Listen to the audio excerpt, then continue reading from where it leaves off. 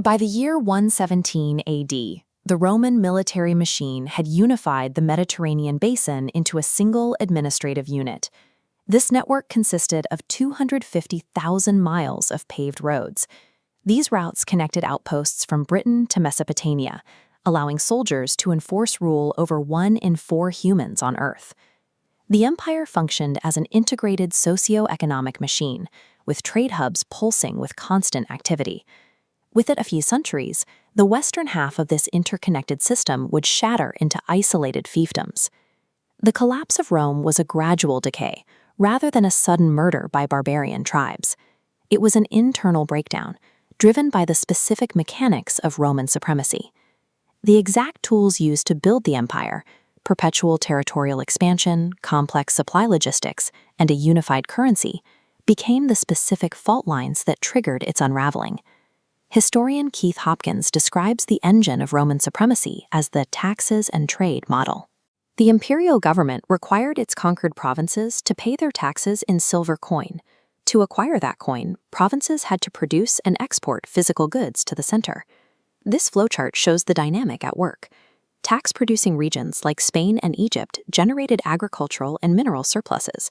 Those resources were then funneled via sea routes to feed the military on the frontiers and the civilian population in the capital. Managing this influx required an immense state supply system. Trajan's market served as one of the major commercial storage hubs for the empire's wealth. Moving these goods overland required a physical backbone. The cursus publicus, the state courier and transport system, operated across the paved highways. These roads were engineered primarily as military supply lines. They allowed commanders to coordinate local foraging, state requisition, and secure transport to keep legions fed in hostile territory. Urban centers required specialized engineering to survive.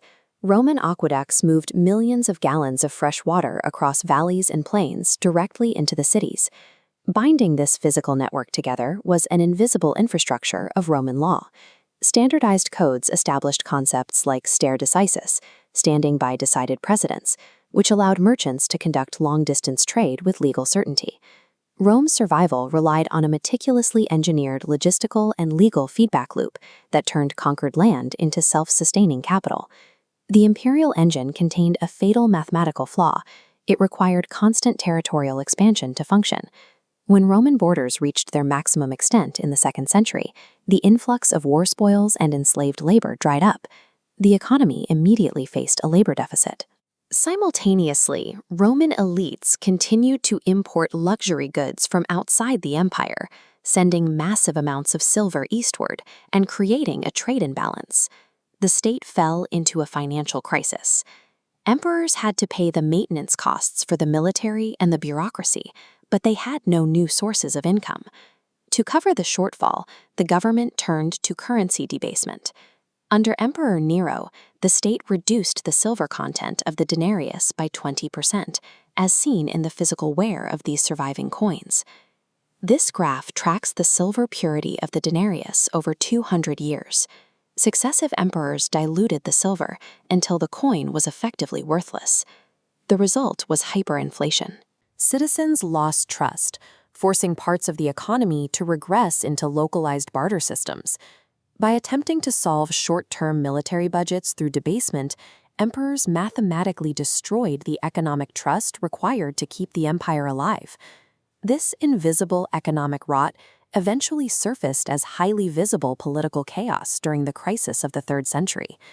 The state experienced a staggering turnover in leadership, with over 20 emperors seizing the throne in a violent 75-year span.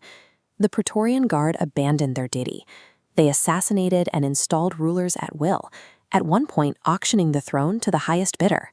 The centralized system broke down.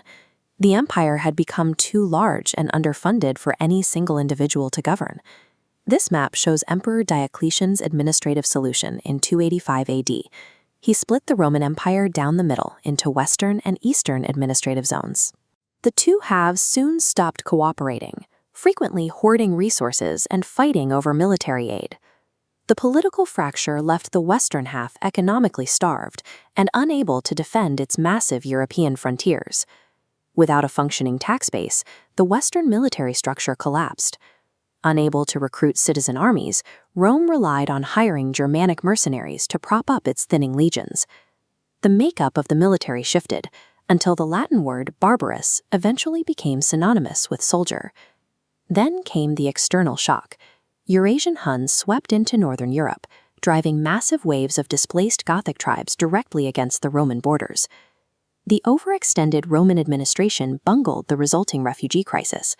Officials starved the fleeing Goths, forcing them to trade their children into slavery for dog meat.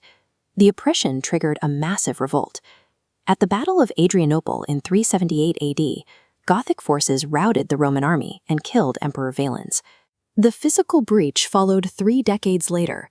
In 410 AD, Alaric the Visigoth marched his forces south and sacked the city of Rome. The end of the Western Empire arrived in 476 AD, when the Germanic leader Odoacer deposed the final emperor. The barbarian invasions acted as the final stress test on a structure already hollowed out from within. By 476 AD, the internal decay had made total collapse inevitable. While the West fractured, the Eastern Roman Empire, later known as the Byzantine Empire, endured. The East survived for another 1,000 years because it retained a resilient administrative tax base and held defensible geographic positions. The East possessed a financial anchor the West lacked. Emperor Constantine introduced the solidus, a stable gold coin that preserved the Eastern economy. Even as the Western state disintegrated, its engineering and ideological infrastructure survived. The logistical network laid the foundation for modern Europe. Roman roads and aqueducts remained in active use for centuries after the legions vanished. Roman legal frameworks, including republican checks and balances and the codification of civil law, became the blueprints for modern Western governance. Today, the physical seat of that ancient power tells the story of its own demise. The fall of Rome proves that no amount of logistical brilliance or military might can save a civilization once public trust in its currency and its political institutions evaporates.